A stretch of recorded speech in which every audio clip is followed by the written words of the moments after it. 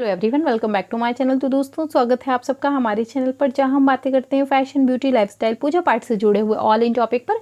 मैं आपके साथ शेयर करती हूं अपनी लाइफ का एक्सपीरियंस। तो फ्रेंड्स, जय श्री कृष्णा, राधे राधे। कैसे हैं आप सब? आई होप आप लोग अच्छे होंगे। और आज मैं आपको जो है वो 11वां अध्याय सुनाने जा रही हूँ। इसके पहले मैं आप लोगों को एक बात बता दूँ, बहुत सारे लोगों को दुर्गा सप्तशती के उसमें कमेंट आया था कि 13 अध्याय कैसे पढ़ लेती हैं। तो इन कथाओं से अंदाज़ा लगा लीजिए, ये मैंने एक बार में बैठकर ही सारे अध्याय जो है वो शूट किए हुए हैं।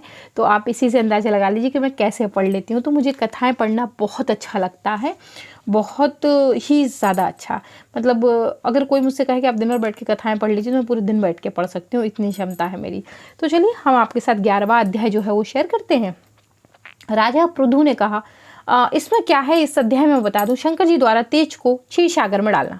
राजा पृथु ने कहा, कृपया कर आप यह बताइए कि जिस समय भगवान शंकर ने अपने मस्तक का तेज क्षीर सागर में डाल दिया था, उस समय क्या हुआ। नारद जी ने कहा, हे राजन, उस समय वह क्षीर सागर ही बालक का रूप धारण करके गंगा सागर में संगम कर बैठकर संसार में भय उत्पन्न करने वाला रुदन करने लगा। उसके रुदन से समस्त संसार व्याकुल हो उठा, चराचर अचलमान हो गया। समस्त देवता, ऋषि, मुनि, लोक पितामह श्री ब्रह्मा जी के शरणागत हो गए। सबने मिलकर श्री ब्रह्मा जी को प्रणाम किया और उस स्थिति की और कहा कि हे पितामह, यह तो बड़ा भयंकर समय उपस्थित हुआ है, इसका नाश कीजिए। ब्रह्मा जी ने सत्यलोक से उतरकर उस बालक को देखने के लिए समुद्र तट पर आए। समुद्र ने ब्रह्मा जी को आता देखकर प्रणाम किया और बालक को उठाकर उनकी गोद में डाल दिया। ब्रह्मा जी से पूछा, हे सागर, तुम शीघ्र कहो कि यह बालक किसका है। समुद्र ने विनम्रता पूर्वक शब्दों को कहा, यह मैं नहीं जानता, किंतु मुझे इतना अवश्य ज्ञात है कि गंगा सागर के संगम पर प्रकट हुआ है।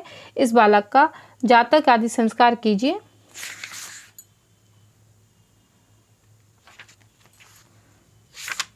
तो फ्रेंड्स, लगभग ये सेम ही है। 10वां अध्याय और 11वां अध्याय। मैंने इसे पहले से नहीं पढ़ा था, इसलिए मैं थोड़ा सा परेशान हो गई। अज्ञात है, गंगा सागर के संगम पर प्रकट हुआ है। आप इस बालक का जात कर्म आदि संस्कार कीजिए और इसका जातक फल बताइए। हे सागर, मैं तुम्हें पुत्र का जातक फल बताता हूँ। मेरे नेत्रों से जो जल निकला है, उसके कारण इसका नाम जलंधर रहेगा। उत्पन्न होने के साथ ही शीघ्र ही तृण हो गया है। इससे यह सब शास्त्रों में पारंगत, महापराक्रमी, शूरवीर, बलवान, महायोद्धा, रण दुर्मेद्र होगा। यह बालक सब दैत्यों का अधिपति और भगवान विष्णु को जीतने वाला होगा तथा यह कहीं भी नहीं हारेगा। एक भगवान शंकर को छोड़कर यह सबसे अवध होगा, जहां से उत्पन्न हुआ है फिर वहीं जाएगा। इसकी स्त्री बड़ी ही पतिव्रता, सौभाग्यशालिनी, स्वर्ग सुंदरी, परम मनोहर रूप वाली, मिष्ट भविष्यणी तथा शीलावती होगी। ब्रह्मा जी ने शुक्राचार्य को बुलाकर उनके हाथों में बालक का राज्याभिषेक कराया और समय अंतर ध्यान हो गए। फिर तो बालक को देखकर सागर बड़ा ही प्रसन्न हुआ और घर आ गया। अनेक प्रयत्नों द्वारा उसका पालन कर उसको पुष्ट किया। फिर कालनेमी नामक असुर को बुलाकर उसकी वृंदा नाम की कन्या से सविधि विवाह करा दिया। उस विवाह में बड़ी धूमधाम से उत्सव हुआ। तरंतर जलंधर स्त्री सहित दैत्यों पर राज करने लगा। तो फ्रेंड्स, ये था 11वां अध्याय। 10वां और 11वां लगभग दोनों सेम है। सो दोनों अध्याय आपको एक जैसे ही लगेंगे, लगभग दोनों एक जैसे हैं, एक ही जो है वो कथाएं हैं दोनों में।